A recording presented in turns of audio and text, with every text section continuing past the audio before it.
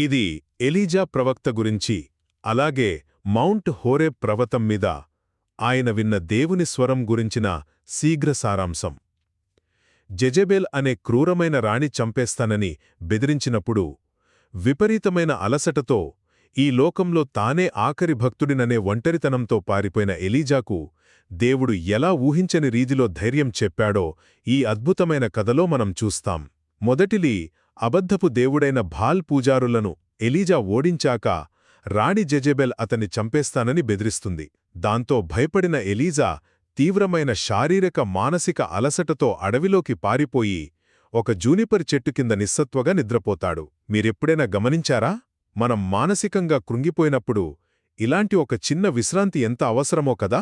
అప్పుడు ఒక దేవదూత వచ్చి అతనికి 2 సార్లు ఆహారమిచ్చి తదుపరి సుదీర్ఘ ప్రయాణానికి అవసరమైన శక్తిని ఇస్తుంది. రెండవది, కాస్త శక్తి పుంజుకున్నాక తన ప్రశ్నలకు జవాబుల కోసం పవిత్రమైన మౌంట్ హోరెబ్ పర్వతానికి ఆయన చేరుకుంటాడు. అక్కడ గుహలో ఉన్న ఎలీజాను దేవుడు ఇక్కడ ఏం చేస్తున్నావు అని అడిగినప్పుడు దేవుని మార్గంలో నడిచేవాడిని తాను మాత్రమే మిగిలానని, ఇప్పుడు తనను కూడా చంపేయాలని చూస్తున్నారని ఆవేదన చెందుతాడు. నిజమే కదా. మనం కష్టాలతో పోరాడుతున్నప్పుడు ఈ ప్రపంచంలో మనం నిజంగా ఒంటరివారమేనా అనిపిస్తుంది కదూ. ఇక చివరిగా ఎలీజా ఒంటరితనాన్ని పోగొట్టడానికి దేవుడతన్ని గుహ బయట నిలబడమంటాడు. అప్పుడు భయంకరమైన గాలి, భూకంపం, మంటలు ఇలా ఒకదాని తర్వాత ఒకటి వస్తాయి. కానీ వాటిలో దేవుని స్వరం ఉండదు. ఆ తరువాత ఒక నిశ్శబ్దమైన, ప్రశాంతమైన చిన్న స్వరం వినిపిస్తుంది.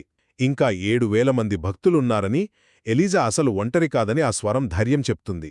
దీన్ని బట్టి దేవుని శక్తి ఎప్పుడూ ఆర్భాటాల్లోనే ఉండదు, ఒక్కోసారి ప్రశాంతమైన చిన్న స్వరంలోనే స్పష్టతను ఇస్తుందని అర్థమవుతుంది కదా. కష్ట సమయాల్లో మనం ఎదురుచూసే సమాధానాలు భయంకరమైన ఆర్భాటాల్లో కాకుండా మనల్ని ఓదార్చే ఒక ప్రశాంతమైన నిశ్శబ్ద స్వరంలోనే దొరుకుతాయని ఈ కథ మనకు స్పష్టం చేస్తుంది.